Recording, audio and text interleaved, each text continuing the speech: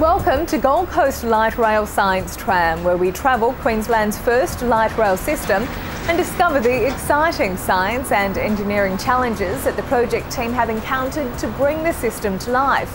We've all heard the phrase, waste not, want not, and the clever design team at the Gold Coast Light Rail have come up with a way to keep their trams clean and save water at the same time. Curtis has the latest on this story. Thanks, Libby. I'm here at the Gold Coast Light Rail depot site where the team are constructing the building for the trams to be housed when they're not in use.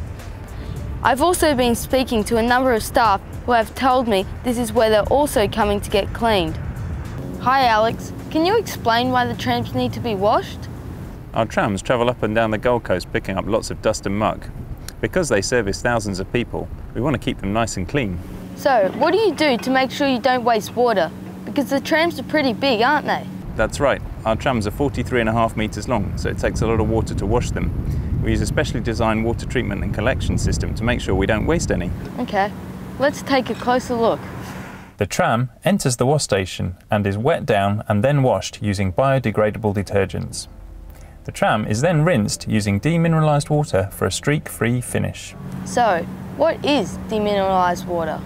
Demineralised water has had all the mineral ions removed from it, such as cations like sodium, calcium, iron and copper, and anions such as chloride and sulphate. Okay. Because the majority of water impurities are dissolved salts, demineralisation is a chemical process that produces high purity water. This ensures the trams will have a streak-free finish and that Gold Coasters can always look out of the tram windows. The water from the washing process is collected in the settlement tank under the wash station. This water has a high turbidity, which means a lot of dirt, detergent and muck is suspended in the water from the washing process. Inside the settlement tank, the water is decanted and gravity settles the heaviest dirt particles to the bottom of the tank. Some lighter particles stay in the water. To clean these out, the water is passed through a special hydrocyclone filter. Water then goes through a filtration process and is pushed through a special nozzle at high speed, which makes it spin inside a cylinder with a conical bottom.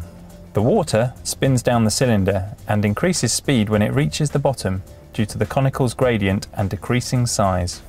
The dirt particles suspended in the water have too much inertia to follow the water on the tighter angle and hit the side of the cylinder where gravity causes them to fall to the bottom. The dirty water is collected from a separate hole in the bottom of the conical and pumped back into the settlement tank. The cleaner water is then pumped out of a hole in the top of the cylinder. This completes the filtration process, ready for the next tram to come through and be washed. So, what happens to the dirt particles left at the bottom of the tank? The dirt is removed periodically throughout the year by a big sucker truck. Wow, that's a pretty complicated process.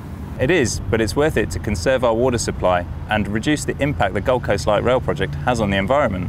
So because you're using recycled water, I would use more water every day at home to just have a shower than you would use to wash a 43.5 metre tram? That's right, Curtis. Wow, that's awesome.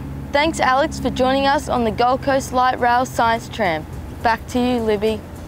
Until the next time we travel the Gold Coast Light Rail Science Tram, keep loving learning.